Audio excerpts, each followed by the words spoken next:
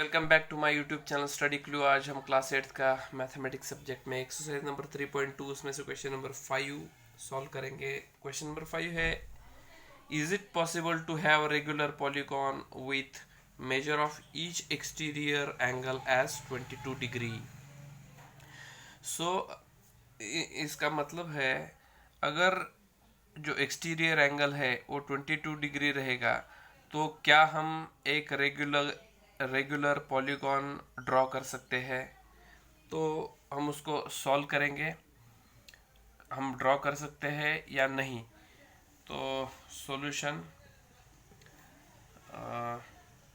Given क्या है, इसमें गिवन है exterior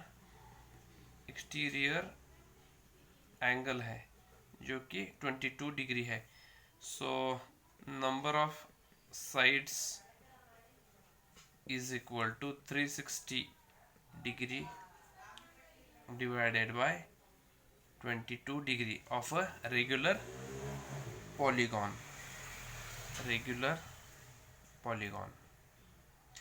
So 22, 2 ones are 2, 2 ones are 2, 2 ones are 2, 2 8s are 16, 0 carry हो जाएगा, 180 डिग्री अपॉन 11 डिग्री आ जाएगा। सो 11 और 180 का हम डिवीजन करेंगे तो वो फ्रैक्शन में आ जाएगा। 11 1 11, 11 1 11 एंड 7 बच जाएगा, 16.4 ऐसा कुछ तो आ जाएगा। इसका मतलब है ये फ्रैक्शन में नंबर ऑफ साइड्स आ जाएंगे। कोई भी किसी भी रेगुलर पॉलीगॉन का साइड्स वो फ्रैक्शन में नहीं आता है। इसका मतलब हम नंबर ऑफ साइड 16 ड्रॉ करके एक छोटा सा 0.4 का लाइन, ऐसा नहीं होता है। रेगुलर का जो पॉलीगॉन रेगुलर पॉलीगॉन है उसमें से सभी साइड्स और सभी एंगल इक्वल रहते हैं। सो हम जो ये 22 जो एक्सटीरियर एंगल दिया है उससे हम we cannot draw a regular polygon with exterior angle as 22 degree. तो हमको यहाँ पर लिखना है, we cannot draw a regular polygon with exterior angle as 22 degree. So it is not possible to draw a regular polygon. So we'll move to our next part, part B. Can it be an interior angle of a regular polygon? अगर exterior में आपको draw नहीं कर सकते तो अगर 22 degree ये जो है इसको आप इंटीरियर एंगल मान लीजिए और उससे रेगुलर पॉलीगॉन ड्रॉ कर दीजिए, तो ये पॉसिबल हो सकता है कि आप हमें बताइए। ऐसा क्वेश्चन नंबर बी है, पार्ट बी है। सो पार्ट बी का सॉल्यूशन है, अगेन इंटीरियर एंगल इसमें से दिया है, इंटीरियर एंगल 22 डिग्री आप कंसिडर कर लीजिए। तो एक्सटीरियर एंगल क्या जाएगा दोस्तों, exterior angle is equal to linear pair बन जाएगा, तो 180 degree minus 22 degree, so that is 158 degree. Again हमको नंबर ऑफ साइड्स जो है वही निकालना है। इसको number of sides is equal to 360 degree, sum of all exterior angle is 360 degree divided by 158 degree. So इसको डिवाइड करेंगे तो भी ये फ्रैक्शन में आ जाएगा, इसका डिवीजन जो भी है फ्रैक्शन में आ जाएगा। 158 1 जा 158, 158 2 जा 316, तो ये भी हम फ्रैक्शन में ही इसका आंसर आ जाएगा। So we cannot again draw a regular polygon of a interior which is having interior angle as 22 degree.